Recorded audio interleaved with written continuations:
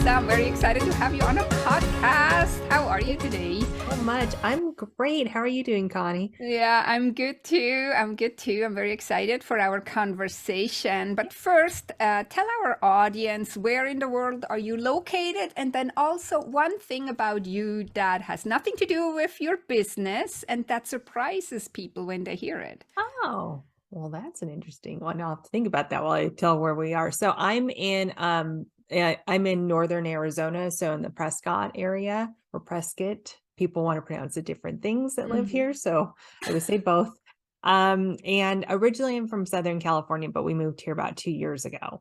So our office is located in San Diego, but I'm here and my business partner's in Florida. So we work virtually, so that works for us.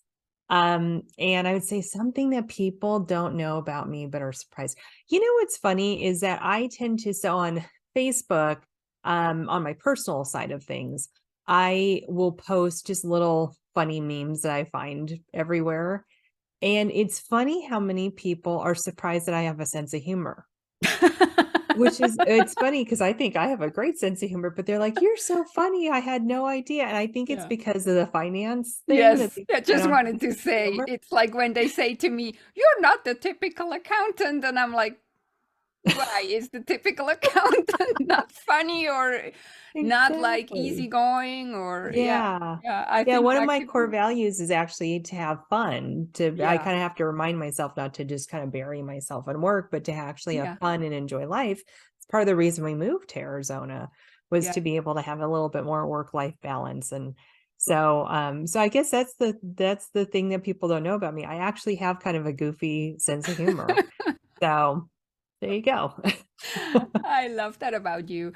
So you already mentioned your business partner, so you have together the One Vision Retirement Yep. Company, Mhm. and I know you have a very inspiring story behind it, why it's called One Yeah. Vision. Can you share that with the Yeah. audience before we jump into the more financial Yeah. nitty-gritty stuff? Exactly. I promise to keep it light, listener. It's not going to be boring and boring money talk, I No, promise. no, no. We're not Um, doing boring. no, exactly. So, One Vision Retirement kind of came because we both do retirement planning. I do it on the personal side. I tend to work a lot with executives and women in that are employees at companies, and my business partner puts business plans in place for like 401ks and things like that for companies. And so we thought that was a good thing, but then we really started thinking about how we wanted it to be titled, and we really thought One Vision was good because people sometimes think it's the right vision, and that's not it Mhm. at all. It's about your retirement your way. And so One Vision is about the client's vision. So there's no you should, everybody should do this. There's no perfect financial thing that everybody should be doing. It's really Mhm. about the client's vision. And so One Vision is the client's vision or your vision. And that's what we go off of is we want to make sure that whatever we're doing, we're serving for the actual benefit of Mm. the client. And we kind of got the name from the Queen song, um which is about the Martin Luther King Yeah. speech, I Have a Dream speech. So we kind of took it from them and we made it our own. And now if you watch YouTube videos and things like that that we put together, I always say, your retirement in 2020 vision because it's supposed Yes. to be clarity. Yeah. Yeah, I love that. And I love also that it comes from the Queen song because I love Queen and I love Freddie Mercury. I And do I too. think it's so inspiring. It's like here you see already that you're not just a dry financial advice. That was the point. If you There go is on our website, there's no sailboats, there's no, retired a people walking on the sailboats for beach. dry financial Yeah. advisors. That's pretty much it. It seems to be the key for a lot of websites for retirement and financial people is it's, sailboats and retired people walking on the beach and it's just it's funny and we don't have any of that imagery. We have gardens and dirt, on a dirt path journey, that kind of stuff. That's kind of how we are. Yeah, yeah, I love that. I love that. So, yeah, so One Vision, I really love the name. Thank you. It's like And your vision, like you come from well, not yours per se, per se, but your client's vision, Yeah, of course. Like, so exactly. my vision, basically, what I Mhm, want to do.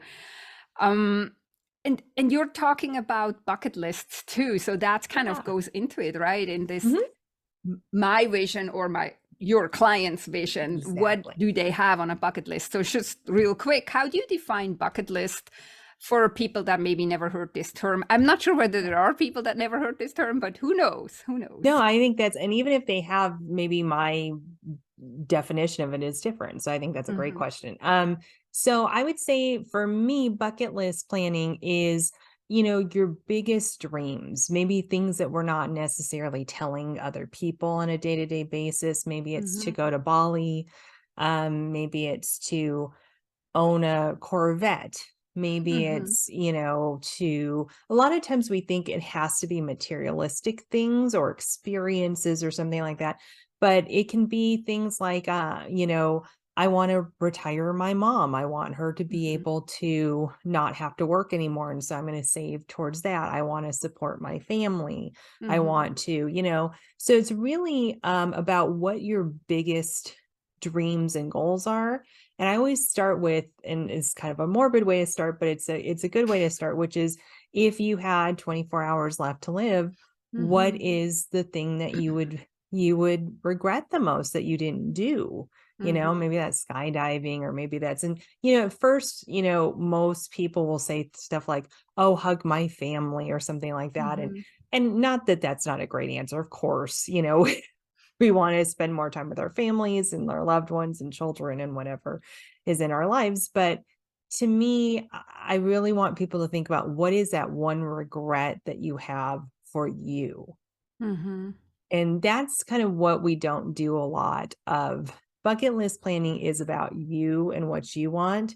So, I can talk to one client, and their bucket list is to um, give back to charity. Like, I have some people that I know that want to go down, I think it goes down to Mexico, but maybe other countries, and they build a house within a day with Ooh. these with yeah, I'm kind of shocked by that whole thing, but Mm-hmm. within a day, and they want to be able to do that 4 times a year.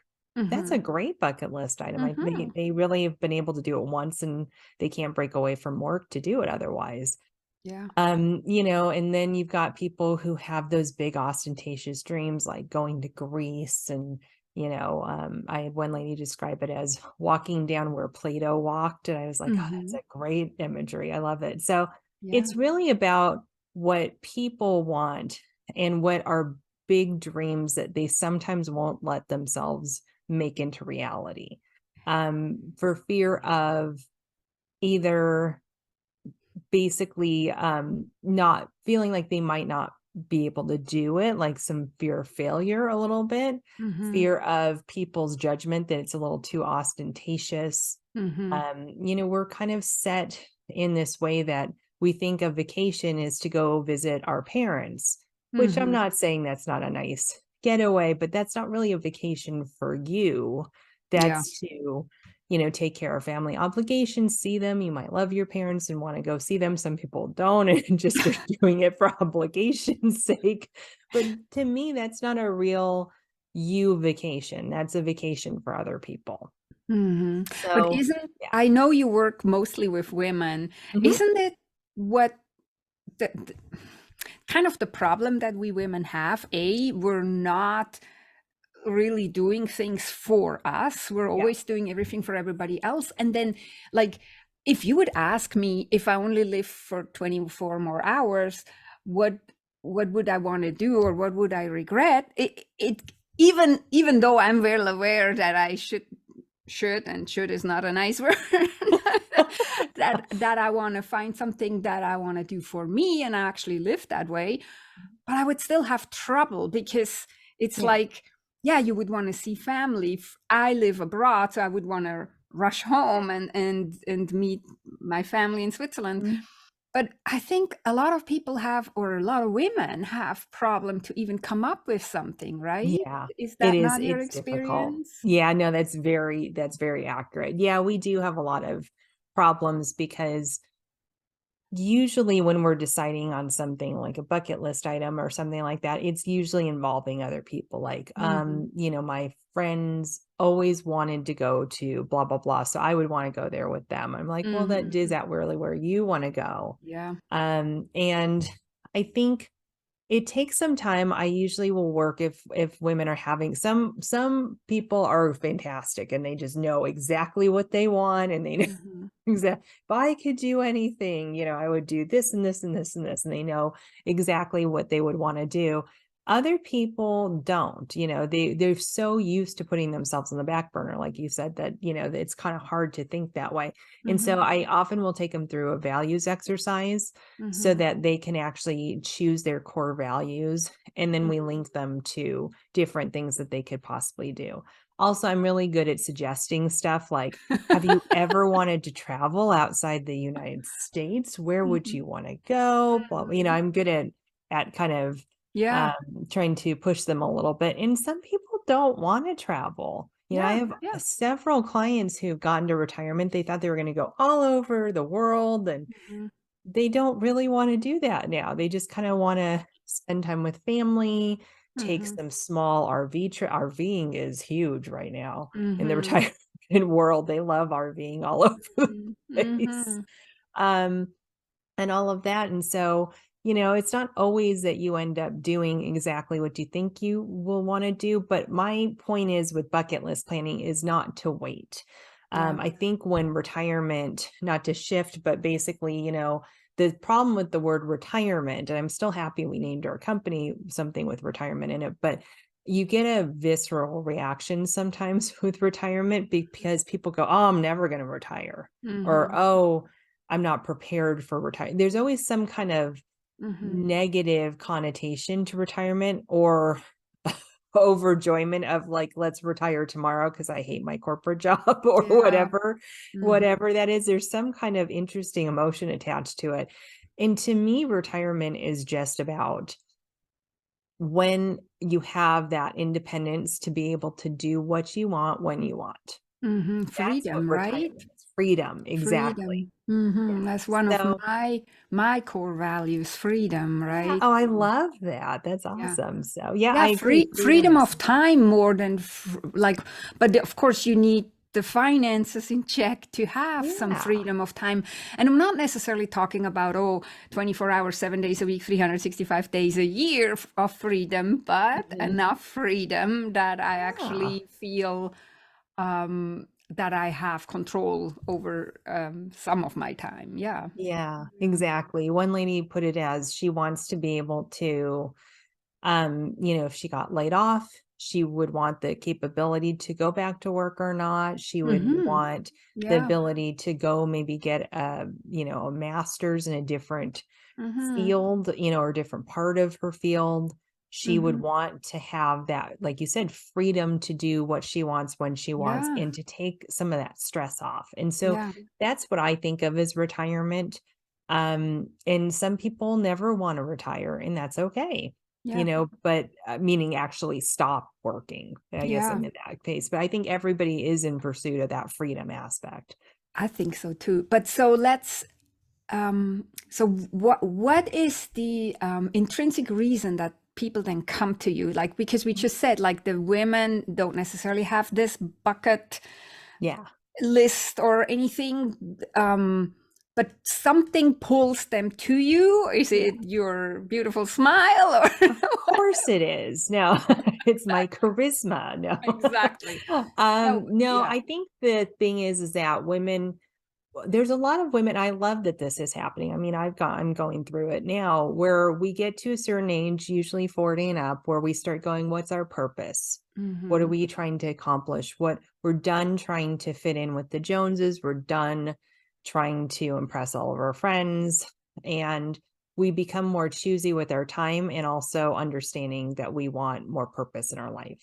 Mm-hmm. Mainly, I think, unfortunately, because of burnout that happens a lot. Mm-hmm. We push ourselves so hard in our work, for our families, for our kids, that at some point you just go, enough's enough. Like, I Mm-hmm. am tired of living like this. And so a lot of times those women are searching for something more. And what I provide is, so that bucket list, we're actually trying to check things off now rather than Mhm. waiting for retirement. Whereas Mhm. most people push off their big dreams and things in retirement. And so I want them to experience it now so they have a sense of who they are as purpose, because there's a whole thing that happens in retirement. Retirement can be a really difficult time for people because they Yeah. don't know who they are. And a lot of times we identify ourselves as roles in life, like we're a Mhm. mother, we're a daughter, we're a wife, we're a CPA, whatever it is that we are. And when you lose part of that, which is sometimes the identity of work, who are you? Yeah. Your kids don't need you as much anymore. Maybe your grandkids live in a different state. Who are you? And that can Mhm. be a really rough time in retirement. And Yeah. so the bucket list planning and doing it early on while you're still working allows you to say, oh, I like going to Europe, or, ooh, don't ever want to go back there. It's not my place. And that's okay. And you've got the means to do it. You're still working. You've still got some income coming in, and Mhm. you're finding out who you are so that Yeah. retirement's a much smoother time if you do want to stop working. Yeah. Um, And yeah, I think retirement is not guaranteed, right? I mean, not even tomorrow is guaranteed. So I find it sometimes really also so sad when people say, oh, yeah, yeah, in 10 years I can do this, or when I'm retired I can do this. And I'm like, why don't you try to do it now, or at least yes, something of that nature as much exactly. as you can? And oh no, I couldn't. Well, but who says you're still here in 10 years? Or who says the Exactly. world is still the way it is right now that makes Hmm. this possible, what you're talking about, is like, and so yeah, and so this I kind of lived this way, like when in my 30s when I moved to Canada. That's exactly why I moved here. I didn't wait until I'm retired to go where I wanted to go. I found a way to go and live the way I want to live, not being retired. No, you just find a creative way how you can do it anyways, Exactly. and Exactly. Yeah. And you yeah, plan yeah, for those things that you want, but you just plan for them sooner, because really, if you're pushing it off to retirement, are you truly planning for it? Probably no, not, no, right? Because yeah, retirement's like a big time that we're all retired, we're all planning for. But if you're planning for something specific, yeah, then it's exciting. It's like, oh, it's almost there. We're almost there. We can do mm-hmm, it. You start to see that account build up that you're building money towards for your mm-hmm, trip or your whatever you're trying to do. It's exciting, and it actually motivates you to do something bigger than your everyday life. And so I think that's kind of why a lot of women come to me. Plus, I think the other thing is I try to make finance fun and not scary, mm-hmm. which you're in accounting, so you might not have this same response, but a lot of women find Oh yeah. finance very scary. Yeah, Um, all my clients constantly yeah, like, oh, I don't even want to look at it, and I'm like, yeah, it's not going exactly. away if you don't look at it. That's true. It's funny. My dad said the other day, so I was talking about, because this is recorded around tax time, so I keep getting all these Yes. people coming and asking for tax statements and things like that to take through their accountant, which is fine. But I had somebody writing me like at 8 o'clock at night last night. I'm like, they're due today. Like, what? Yeah. You didn't know you had your form. I mean, it's fine. I sent it to them, but it was just funny. And I was talking to my dad about that, and he goes, well, Lisa, people pay you to watch things that they don't want to watch. Yeah. I'm like, well, that like, I get that, but at the same time, is that my whole role, is to watch accounts that you don't want to watch? Yeah. I Yeah. hope not. But I think I want women to have more ownership over money. I think it's become, and I'm getting on my high horse a little bit, but I think it's Mhm. become almost cool for women to say, I'm not good at math, or I'm not good at that, or I'm Mhm. creative and I'm not analytical. So Mhm. therefore, Mhm. I'm not going to do the finance. I'm going to hand that off to somebody else who's better than at that Mhm. than me, whether that's in a business, whether that's to their spouse. Mhm. It seems almost like a cool thing to say. I hate to say it, Yeah. but like, I'm just not good at this stuff, and I'm okay not being good at it. And I'm not saying you have to be perfect at it, and nobody has to go in there and start trading their accounts all the time and stuff. But to have some basic understanding of how things work opens up like this whole world Yeah.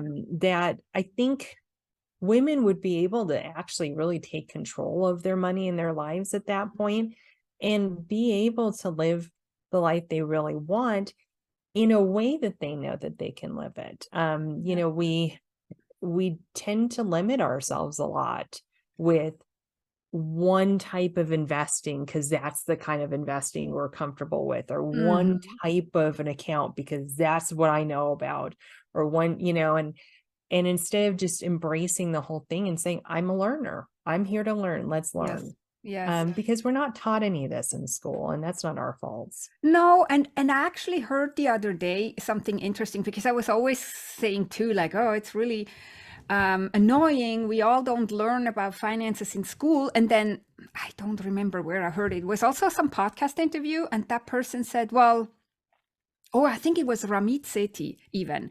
And I Oh, think he said, just imagine if they would teach it in high school. No high school kid is even interested, no, it would go right by their head. So exactly. I think it's true. And I had to stop and think, yeah, it's actually true. It's probably not a good time. Or even in college. Maybe in college Yeah. you could learn something. But I think what is more important, what we would learn in school rather than just striving for good grades, to become a learner, like you just Yeah. said, or that it is okay to say something wrong. I remember when I was in school, I was terrified when my answer was wrong, and then I wouldn't say anything for the next, I don't know how many weeks, because Exactly. I did last the time it same was thing. wrong what I said.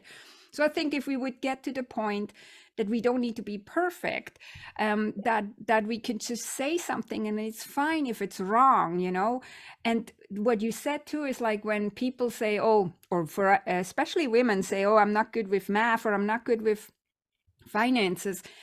It's an excuse, and at the same time then they get upset when they're maybe not, don't get equal pay, or they don't Yeah. get treated equally.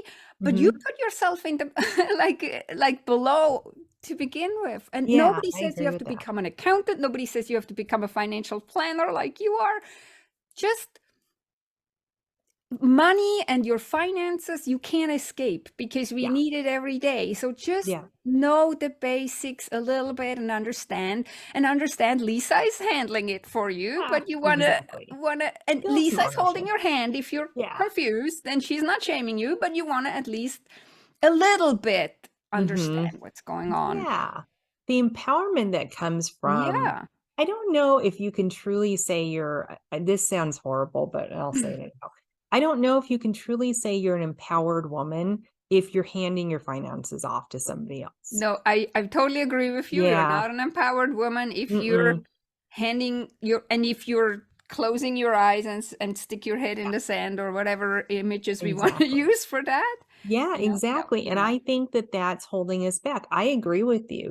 When you listen to men in business, men, they never sit there and go, I'm not good at this, but I'm Mhm, okay. But I'm better at this so that I can do this, but I'm not good at this. I'm not good at mhm, the creative side, or I'm not good at mhm. chit chat or something. They don't really say that. Men just come in and go, I'm great at everything. I'm a Yeah, fantastic business owner. I'm a fantastic VP of sales. I'm yeah, whatever. And for some reason, we women, we always come in talking about the things we don't do well, but I do this really well. I'm like, yeah, don't, yeah. And don't identify as I that. think you could even say I'm not good at this. That's why I have Lisa, Mhm. or that's why I Yeah. have Connie on my side. Hmm. But I am learning, like we can Yeah, just reframe it that way. This is exactly. not my strength. This is not, I'm also not interested to be an accountant or a Yeah. financial planner. Nobody has to do this, but especially when women have a business, when they're business Hmm. owners, if they just say, oh, I don't want to know anything about it, that doesn't work, because No. you have to step up and be a grown up, right? Yeah, exactly. And that doesn't mean you have to do it yourself. It just means you have to stay open, and you have to Exactly. learn as much as you in your position need to Hmm. know in order to Yeah. be the leader of your business or the leader of your life, right? Yeah, I totally Mhm. agree. I mean, I think I'm going to tell this story just to put it in perspective, because a lot of times I think people think, well, you were in this industry, of course, you know. Mm-hmm. Essentially, when I got started as I've been in the business for 12 years, so probably 13 years ago, my husband and I got married, and I grew up in a pretty affluent home. I grew up with a dad who was an orthopedic surgeon, and so he was, he was doing pretty well. And, but I never really learned about finance. I went to good schools, he invested in my education, but we just never learned anything about personal finance, mainly because I think my dad thought I would follow in my mom's footsteps, who still to this day says, I don't really know anything about that, nor do I want to, Mm-hmm. which is fine. Um, and I remember I was sitting with my husband and I was very aware. I did not know much about finance. I knew enough to like not overspend and the basic kind of stuff, but I really didn't know anything about it. And it was an insecurity for me. I knew that I didn't know anything about it. And my husband was sitting there, and we just bought our first house, and we were sitting there, and he was taking care of some of the bills. And he was talking to me, and he said, we have a little extra money in our bank account. Do you think we should, you know, put it someplace to get a better interest rate? And I remember sitting there almost in a cold sweat going, what is he talking about? Mm-hmm. That's a loan. Interest rates have are loans. Like, I don't want to, what is he talking about? Mm-hmm. Mm-hmm. And I got really uncomfortable, and I was so embarrassed to tell him, "I don't know what you're talking about," and have a conversation, Mm-hmm. because I don't know what I thought. I don't know what if I thought think I was stupid or what, but my husband never, and he still doesn't talk to me like I'm an idiot when I don't know something. Like, he's very good at explaining things, so I don't know where that insecurity came from, but I remember just kind of looking at him going, "Just leave it where it is, it's fine."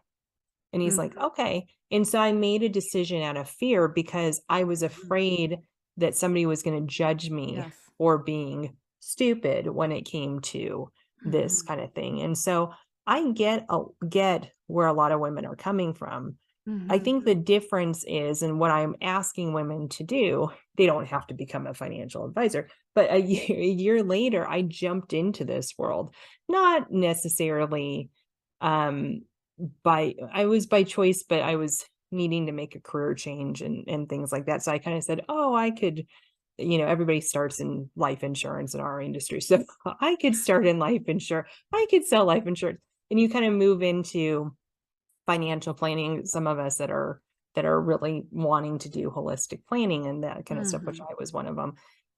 So it's funny, within a year later, a subject that made me so uncomfortable and feel so stupid. And I say that because I really felt stupid when it came to this stuff. Mm-hmm. I decided that I would take on that challenge and I would become a learner. Mm-hmm. And yes, I didn't know anywhere the same amount of information as all other really guys. It was guys sitting around the table. The guys that went to school and had a finance or an econ major, and I had my little English lit major that I didn't do any kind Yeah. of finance of it, but I was open to learning. And if you just take on and start learning little by little, it's Mm-hmm. amazing the transformation that can happen in Yeah. just a year or two in confidence. Yeah. And I think like I heard you say that um, taking care of your finances is like self-care or something It along that is. line you said. And Mhm. it's similar like when I say, and I'm in finance too, but I also say like clearing clutter is self-love or Yes. self-care, because if you just stop being so um, like deflecting it and, oh, I don't want to have anything to do with it, which Mhm. creates a lot of stress. If you just start getting that wall down and learn a bit, you will feel so much better. Also, that poor woman who on the 15th at 8 at night emails you, this is a lot what happens that I know people too, that Mhm. at the very last second, because they have no other choice, they Yes. deal with their finances or their taxes or whatever. But just the agony they go through for the weeks and months before they actually finally do something. And this is also why I say it is self love, because you're not putting yourself through this terrible ringer. Oh, I know. for longer than you have to, right? I mean, Yeah. we all, and hey, I'm in finance and I hate doing my taxes. I literally and it's so silly because I tend to procrastinate too, so I can totally relate, right?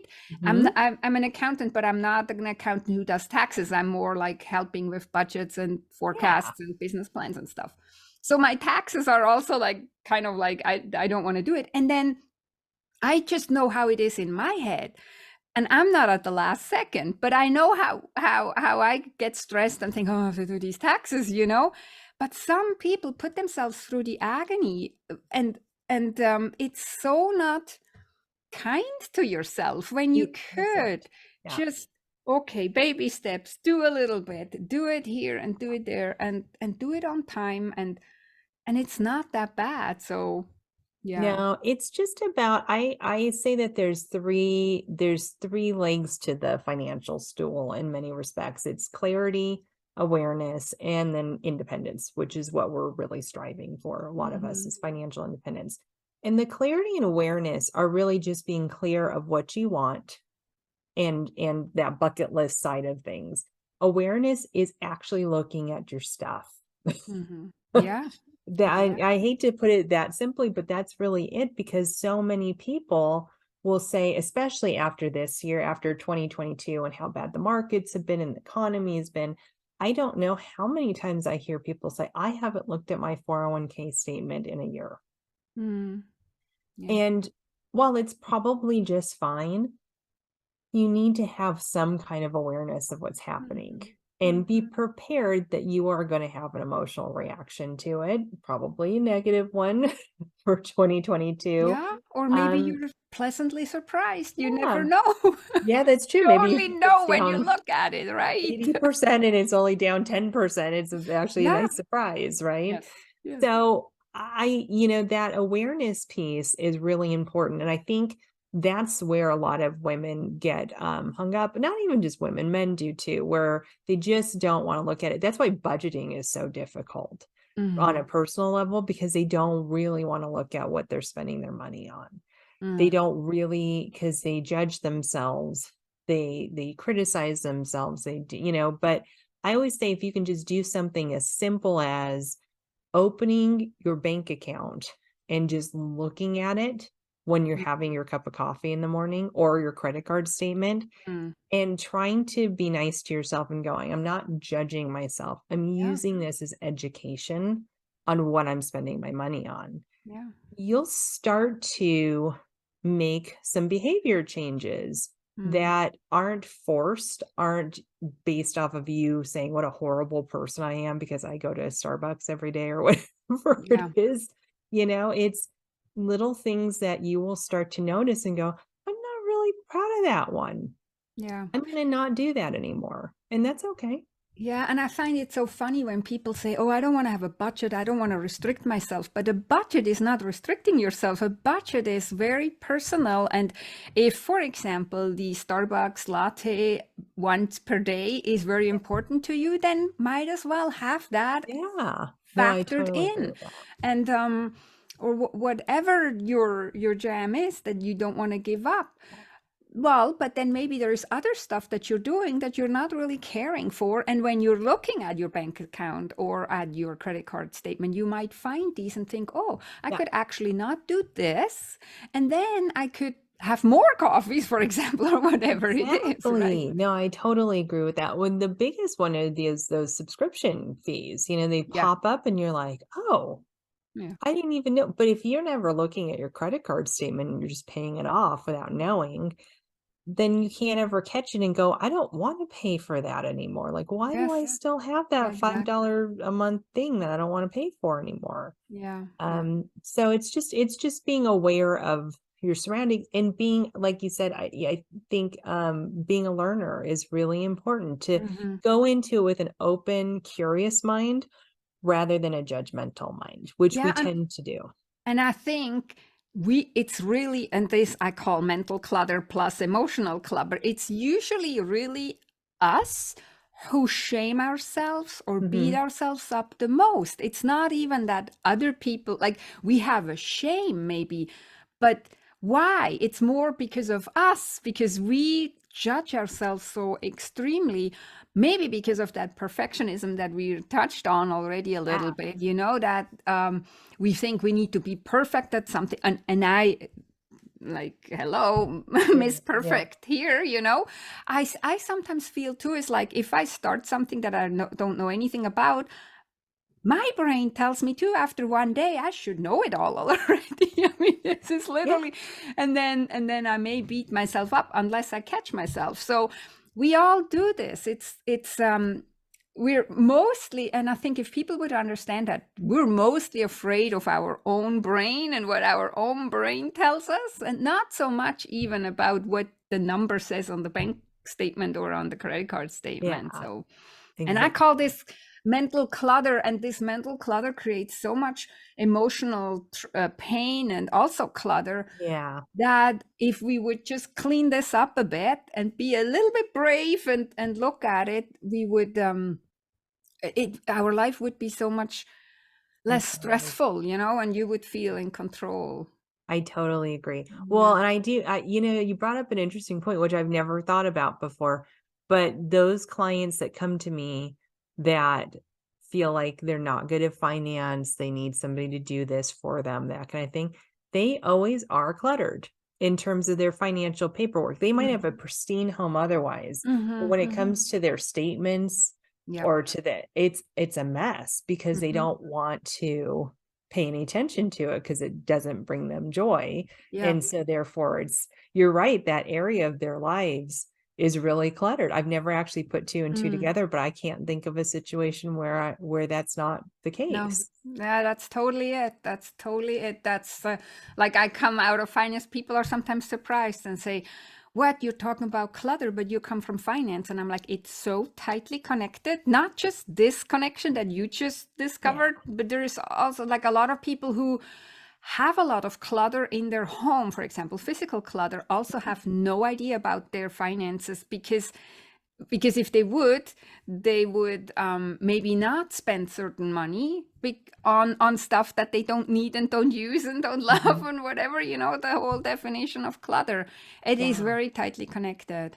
That's really interesting. Yeah. I never put the two together, but I can't think of a single situation where the person Yeah. didn't have some ill feelings towards finance and they had Mhm. a perfectly organized. It's never that way. It's Yeah. everything else is organized and that part of their Hmm. lives is a Hmm. mess. They can't find statements, they have no idea where anything is, they Hmm. don't know how to log into accounts. Hmm. Yeah, it's really interesting. I've never put the two together. Yeah.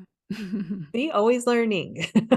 Yes, of course. I'm totally the learner, even though I always think like I need to know everything already. Like I said, I am Miss Perfectionist. I have to be really on to me.